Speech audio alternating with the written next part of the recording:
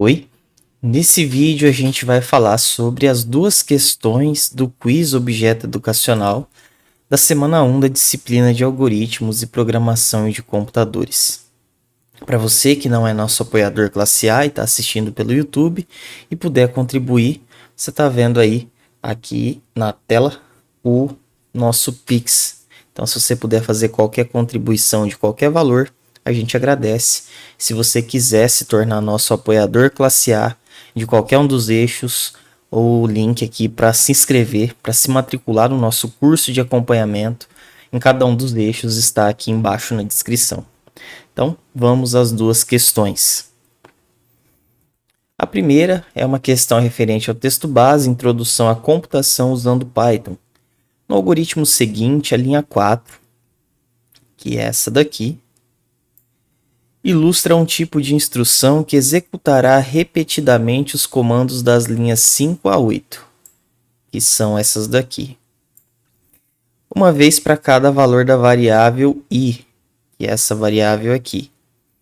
Assim, os comandos de 5 a 8 serão executados para i igual a 0, e então novamente para i igual a 1, e depois novamente para i igual a 2, e assim por diante. E aí vai executando, né, na verdade. Depois que os comandos de 5 a 8 tiverem sido executados para i igual a n-1, a execução da instrução na linha 4 está concluída. Essa instrução é conhecida como. Então, veja aqui que nesse caso a gente já tem um algoritmo que não tem ali explicitamente falando qual que é o começo e fim dele, como eu disse, né, em um vídeo passado. Porque não precisa, né? Então, aqui fica bem claro que aqui começa o algoritmo e aqui fica claro que isso aqui é a última linha do algoritmo, né? Não tem necessidade de ficar falando ali o que é início, o que é fim. Isso é mais para fluxograma, né? Porque aí no fluxograma pode ficar um pouco bagunçado. Mas a pergunta aqui é, o que é essa instrução aqui? Que cara que isso daqui tem? Né? Porque a gente tem ali que vai ser lido uma variável n, que representa o número de produtos da loja. Então, eu posso ter n igual a 10 produtos, n igual a 100 produtos, igual a 5, ou quantos forem. E outra variável meta, que é o preço máximo que o usuário quer gastar. E aí a gente vai ler essa meta, né, de alguma forma aí, pela entrada do usuário. E aí a gente vai ter que, para cada produto i igual a 0, 1 e assim por diante até n-1, execute as instruções. Ora, o que está acontecendo aqui? A gente está iterando ou percorrendo ou passando por todos os números de itens que a gente tem na loja. Então, se a gente tiver 10 produtos na loja, o que o meu i vai ser? Ele vai ser 0, 1, 2 e assim por diante, até que ele vai chegar no 8 e no 9. Conta comigo, do 0 ao 9 a gente tem 10 elementos. Então, se eu tiver 10 produtos, o primeiro produto é o 0, depois o 1, depois o 2, o 3, até chegar no 9. O nono produto, na verdade, é o último, que é o 10º, né? Porque a gente começou a contar do 0. Bom, então a gente vai passar ou iterar por cada um dos produtos. Cada produto aí com seu número sequencial relacionado. Então, essa instrução da linha 4, ela garante que eu vou olhar para todos os produtos. Eu vou percorrer todos os produtos que eu tenho na loja. E é isso que a gente chama de iterar, né? Então, isso aí é uma estrutura de controle de iteração que a gente tem aqui. Isso não é necessariamente o enquanto, porque a gente não tem uma condição do tipo, olha, enquanto o usuário digitar sim, continue. Enquanto o i for menor que 10, continue. A gente poderia sim colocar um while aqui, colocar um enquanto, que aí faria a gente ir até, por exemplo, o i menor que n, menos 1. Mas como a gente está fazendo um para, isso aí significa que a gente vai andar por todos os conjuntos de uma sequência. Então, se a minha sequência tem n elementos, né, eu vou andar de 0 até n-1, sem incluir o próprio n. Né, porque começando do 0, e terminando em n-1 eu percorri todos os elementos. É igual aqui, ó. Se o meu n for igual a 10, o que é n-1? É 10 menos 1. Então eu vou de 0 até 9. Ah, mas por que não é de 0 até 10? Porque a gente começou a contar do zero. Então se eu tenho n produtos e, por exemplo, num caso especial eu tiver 10 produtos, eu não posso contar de 0 a 10. Porque se eu contar de 0 a 10, eu vou estar contando 11 produtos. Eu tenho que contar só 10. Então eu vou de 0 até n-1. No caso aqui, 10 menos 1, 9. Porque aí sim dá 10. Né? Não esqueça que a gente sempre está começando a contar do zero. Então, começando a contar do zero é só... Não vai até o próprio n, né? Não vai até o 10, vai até o 9, porque o zero está incluso. Né? Então, é só você fazer as contas aí que sempre vai ser assim. Se o meu n fosse 5, eu ia ter aqui 0, 1, 2, 3 e paro no 4. Ó, 1, 2, 3, 4, 5. Vai até o 4, mas começando em 0 dá 5. Tá? Então isso é sempre importante de lembrar.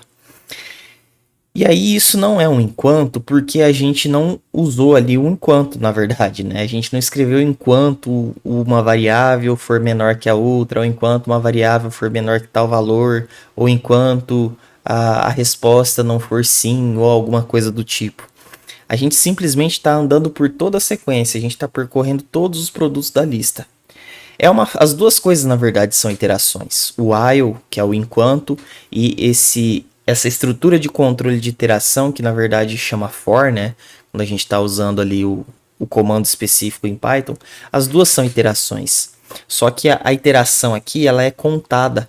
Eu sei exatamente quantas vezes eu vou repetir esse laço. E o enquanto ele é não contado, porque a gente não tem determinado a princípio quantas vezes vão ser executadas os comandos ali dentro do enquanto. Então é por isso que aqui ele colocou a estrutura de controle enquanto e estrutura de controle de iteração. Porque um é o while e o outro é o for. Né? Um é um para e o outro é um enquanto. Tá? Então é essa a ideia. No para a gente sabe quantas vezes vai executar. Porque nesse para aqui eu sei que eu vou executar por um tanto de produtos que eu tiver. Se eu tiver 100 produtos, isso vai ser executado 100 vezes. Se eu tiver 10 produtos, vai ser executado 10 vezes. Se eu pedisse para alguma coisa para o usuário digitar, olha, informa mais um valor, informa mais outro, e pare em determinada condição. Era o usuário que ia escolher. Então eu não ia saber a princípio quantos valores o usuário quer. Mas aqui a gente já sabe, porque isso depende do tanto de produtos que já estão na loja. Então a gente já antes de entrar no laço, a gente já sabe quantas vezes ele vai ser executado com certeza. Então essa é a diferença que a gente tem aqui. E aí isso daqui não é um do until, porque isso daqui seria um do while.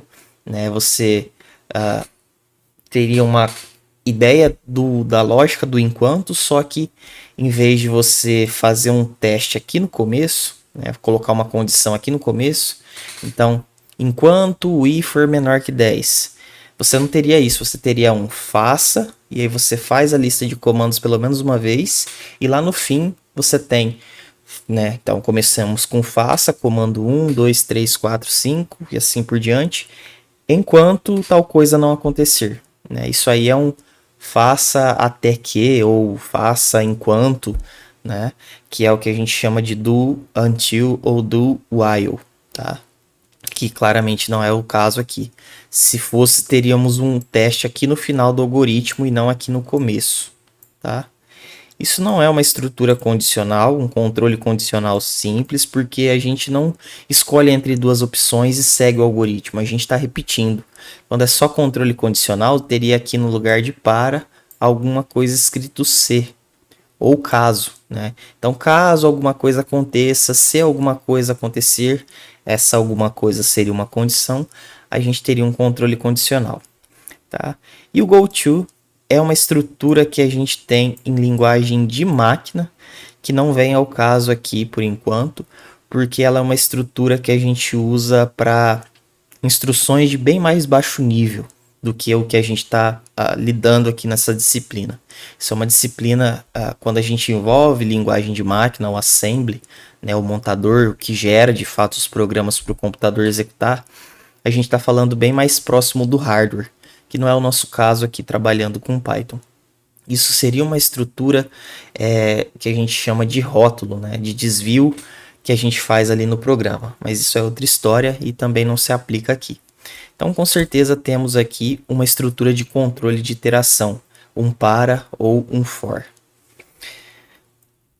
Segunda questão, considere as afirmações a seguir e indique a alternativa correta.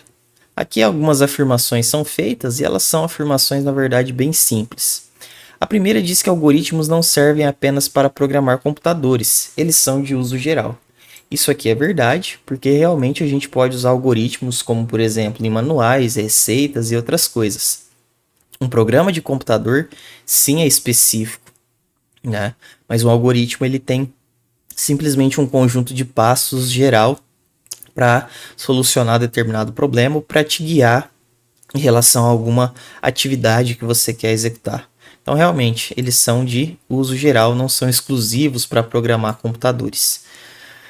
Embora quando a gente não está programando computadores, a gente dá outros nomes para eles, né? A gente não fica chamando geralmente de algoritmos, mas realmente a 1 está correta. Uma vantagem do uso de fluxogramas para expressar algoritmos é a não necessidade de vincular o diagrama produzido com uma linguagem de programação. Realmente, assim como no algoritmo, quando a gente faz aquela descrição em português, uma descrição textual, a gente não se preocupa com fazer o vínculo, associar aquilo diretamente com uma linguagem de programação. Então, nesse sentido, o fluxograma ele é uma forma de representar algoritmos que independe de linguagem de programação. Então, a 2 está correta. 3. Não é necessário verificar se o algoritmo está correto. Deixa-se a simulação para o computador. Muita gente, na verdade, na prática, acaba fazendo isso, né? Se é que a pessoa faz o algoritmo, ela acaba só escrevendo o código lá e deixa o computador rodar, deixa o computador executar o código e se der erro aí é porque o algoritmo estava errado, se ele não fizer o que ele devia fazer. Mas as boas práticas não dizem isso. O que a gente deve fazer é verificar por a gente mesmo se o algoritmo está correto. O computador não deveria executar o algoritmo no sentido de o computador ser o corretor de um algoritmo. Mas a ideia é que o nosso algoritmo esteja correto antes de ser transposto ou traduzido para uma linguagem de programação específica. Você tem que se certificar que o seu algoritmo faz sentido, ele faz o que ele deveria fazer antes de jogar ele numa linguagem de programação ou executar ele de qualquer forma. Então, é necessário sim verificar se o seu algoritmo está correto. Então, você refaz ali os passos, faz um teste manual ali no papel mesmo, para ver se o seu algoritmo faz sentido. Se para alguns exemplos de problema que o seu algoritmo deve resolver, ele realmente mostra no final da execução a solução, a resposta que você esperava. Então, assim é que a gente verifica se o algoritmo está correto. Não é interessante, não é recomendado que a gente fique simulando o algoritmo no computador até achar o erro.